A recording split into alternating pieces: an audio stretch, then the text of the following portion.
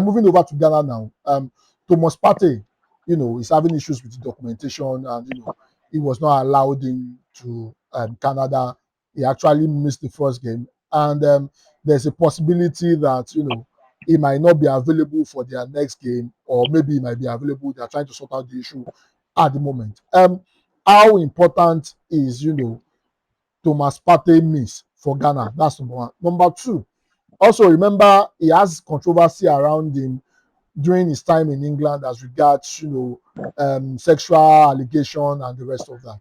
And the English FA and the English side are saying they might probably skip the ceremonial handshake as the tradition, when the ceremonial handshake at the start of the game, that they might probably skip it for Thomas Partey, that nobody will shake him. They don't want to endorse those allegations, even if it has not been proven, it's still an allegation. They don't want to endorse him because of those allegations. What do you make of this? And do you think the Thomas Partey not being available for Ghana affects their overall outlook in terms of how they play generally? Well, yes, of course it does. Of course it does. They play the Panama side. Is it? Yeah, they play the Panama side. Panama, yes, Panama. I was confusing them with Ivory Coast because I know Ivory Coast also got a late winner.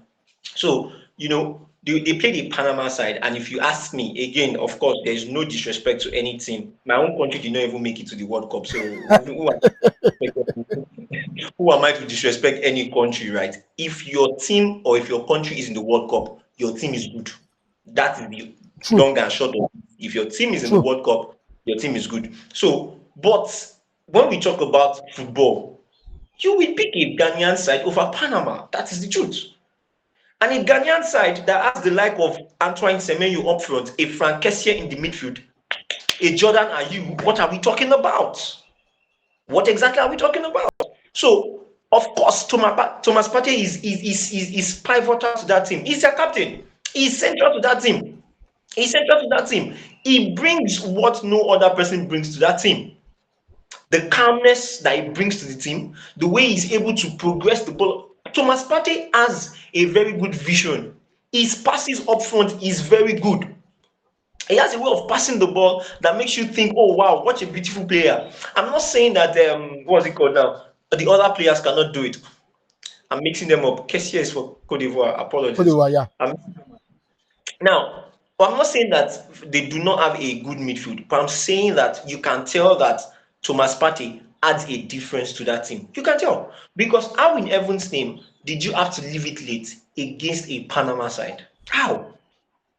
If you have the likes of Thomas Partey, you know very well that Jordan Ayew and Antoine Semenyo will get the ball regularly. They'll get the ball more, and because they'll get the ball more, you are able to progress your attack and move forward. Right? We know obviously that the talent of Thomas Partey is not in question. That is never in question. That's never in question.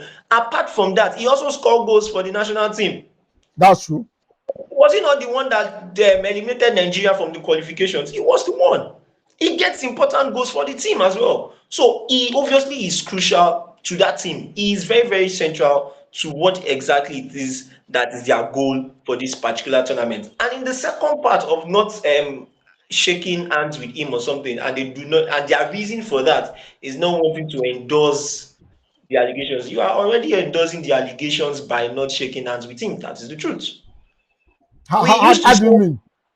We used to say, oh yes, I'm getting there. We used to say that guilty, innocent until proven guilty. Right? Yes. Innocent until proven guilty. However, if you say that somebody is innocent and you are taking away these quote and unquote actions away from them, what are you insinuating? What message are you sending? You are literally telling people that it's guilty. That's what you are doing. That's what, if, for instance, now let's put it into context.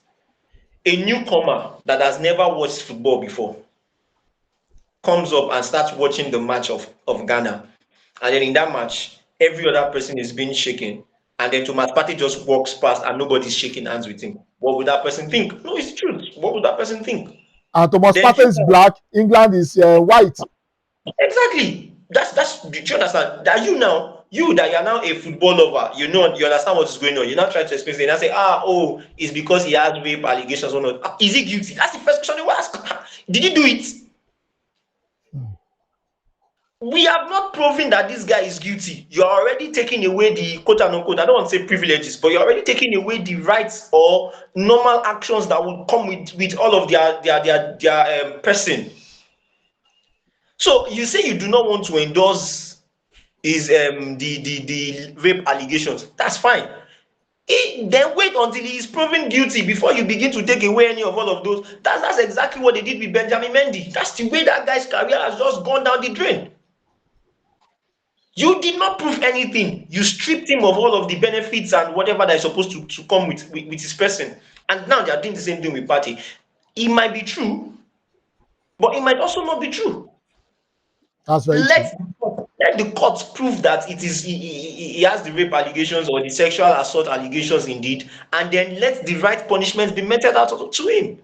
Right? And the thing with Canada again is that Canada does not even, I think that Canada, based on what I've been seeing so far in the World Cup, they don't care to a large extent if the allegations are true or not.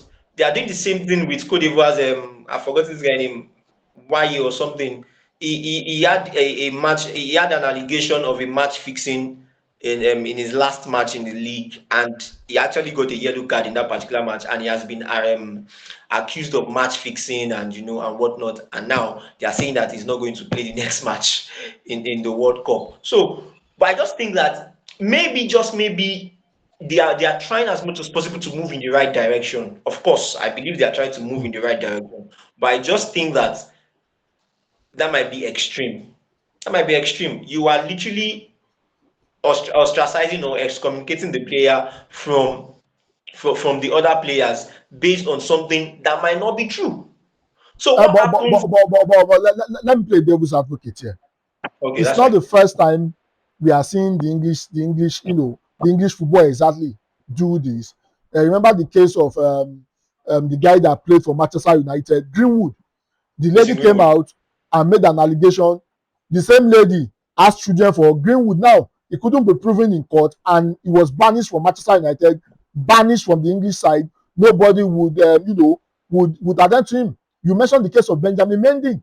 It was later found out that these were false allegations, and the English media and the English FA, they kept the same energy.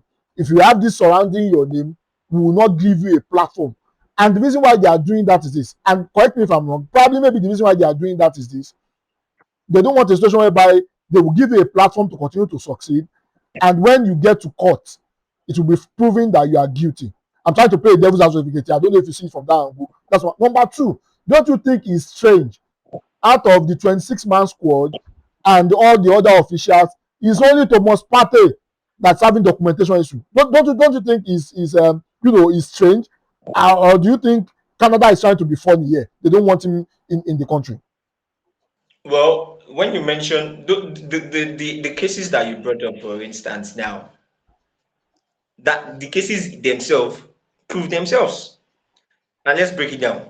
Mason Greenwood, there was video evidence for the assault that he did. There was there was a voice note recording of the particular incident. The only thing was that the lady and her families just decided not to continue with the case. He's right there. He's right there. It was not a case of he did not do it.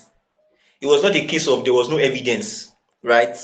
That's not it. It was a case of both of them, Mason Greenwood and his wife, or and his girl, has decided that, oh, we are going to continue as partners, and we're just going to end it here. Because tell me why you still want to remain with somebody that abused you if I don't know, whatever arrangement it is that they had, but there was evidence. That's the difference. There was evidence. Now, because there was evidence, is only right that an international organization would obviously not want to align with that type of issue. Now, Benjamin Mendy, there was no evidence. Hmm. There was no evidence. Why did they? Okay, let's now say that, oh yes, you are trying to protect every other person, or you are trying to do the right thing. What right thing did they do after Benjamin Mendy's innocence was proven? Hmm. That's Was true. he reinstated into the Man City squad? But that's a Man City issue, not an FA issue now. But the FA did the FA put out any statement as well? No, they did not. They did not. Oh, that's what I was saying. I don't remember them putting out any statement as well. If you say that you are trying to fight for the life for the player, or you are doing this thing in order to ensure that you are not in alignment with any big case issue, then what if this guy is proven innocent? What do you do afterwards? Hmm. That's the main issue. Because now you look at these players and their career is literally sidelined. That's true. Literally sidelined. Mason Greenwood was right on course to become one of the best players, if not the legend at Manchester United, banging in goals left, right, center when he was right at Manchester United, Hmm. right? True. But look at what happened. Benjamin Mendy was on course to win a treble. A treble. True.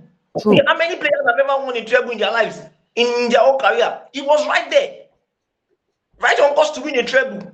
And look at what happened. So yes, maybe just no. And you asked if Canada was acting funny. I do not think they're acting funny. I do not think they're acting funny. I think they are well on the path to the right direction, right? However, my concern remains what happens after. It's not necessarily a case of, oh, okay. So let's say, for instance, now what happens if Thomas Partey is actually innocent? What happens Hmm. if he's innocent? Why don't you wait until he is proven to be guilty before you begin to strip him of all of these quote and unquote benefits? That is my own. Hmm. Why in heaven's name do you want to ensure that players do not shake hands with him? Why? Hmm. It has not been proven that he is guilty. If it has been proven that he's guilty, go all the way, mete out the right punishment, and I'm all in for that. I mean, go all the way, ensure that he receives the punishment that is due. However, he has not been proven guilty yet. That is my own opinion as regards that.